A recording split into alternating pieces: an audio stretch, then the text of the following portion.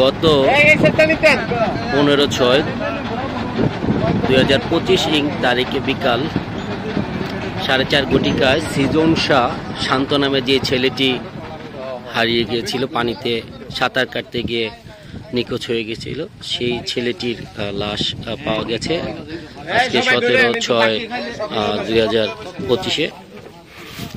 আমরা তারই একটি ফুটেজ আপনাদেরকে দেখাচ্ছি। আজকে সকাল 6 ঘটিকার সময় এখানে পান কোম্পানির পাশে পাওয়া গেছে। তারই লাশ তোলার জন্য এখানে ফায়ার সার্ভিস টিম এবং তার আত্মীয় স্বজন সবাই এসেছে। আমি আপনাদেরকে দেখাচ্ছি যে ছেলেটা,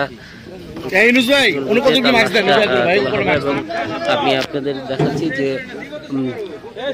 গত পরশুদিন ইসাপুরা পাকা ঘাটপাড় থেকে সৃজন শাহ শান্ত নামে যে ছেলেটি সাঁতার কেটে এসে নিখোঁজ হয়েছিল, তারই লাশ আজকে সকাল 6 ঘটিকার সময় প্রাণ কোম্পানির পাশে, বালু নদীতে প্রাণ কোম্পানির পাশে পাওয়া গেছে। এখন লাশ উদ্ধারের কার্যক্রম চলছে। আমি আপনাদেরকে সরাসরি দেখাচ্ছি যে লাশটি ফায়ার সার্ভিসের একটি টিম, পূর্বাঞ্চলের ফায়ার সার্ভিসের একটি টিম এবং তাদের আত্মীয় স্বজন সবাই এখানে এসেছে। আমি আপনাদের সব দেখাচ্ছি, আপনারা আমার সাথে থাকুন। দেখাচ্ছি আপনাদের ওই লাশটি কীভাবে হচ্ছে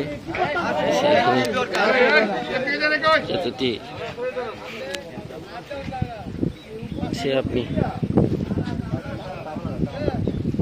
আপনাদের দেখাচ্ছি যে ফায়ার সার্ভিসের টিমটি লাশটি উদ্ধার করছে এবং কচুরিপানার ভিতরে লাশটি করেছিল, লুকিয়েছিল। এই প্রবল স্রোতের কারণে এই দুর্ঘটনা ঘটেছে।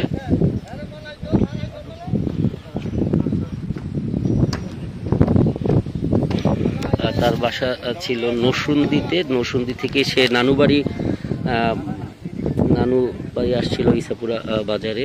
তার নানার 1 বছর পূর্তি মৃত্যুবার্ষিকী প্রোগ্রামে আসছিল এবং বিকাল 4:30 ঘটিকায় ইসাপুরা বাজার পাকা ঘাটপাড়ে 2 ভাই সাঁতার কাটতে আসছিল এবং বড় ভাই ছোট ভাইকে বলছিল ভিডিও ধারণ করার জন্য, এবং বড় ভাই যখন সাঁতারে কাটতে কাটতে স্রোতে ভেসে আসছিল অনেক দূর, পরবর্তীতে সে আর ঘাটে ফিরতে পারেনি এবং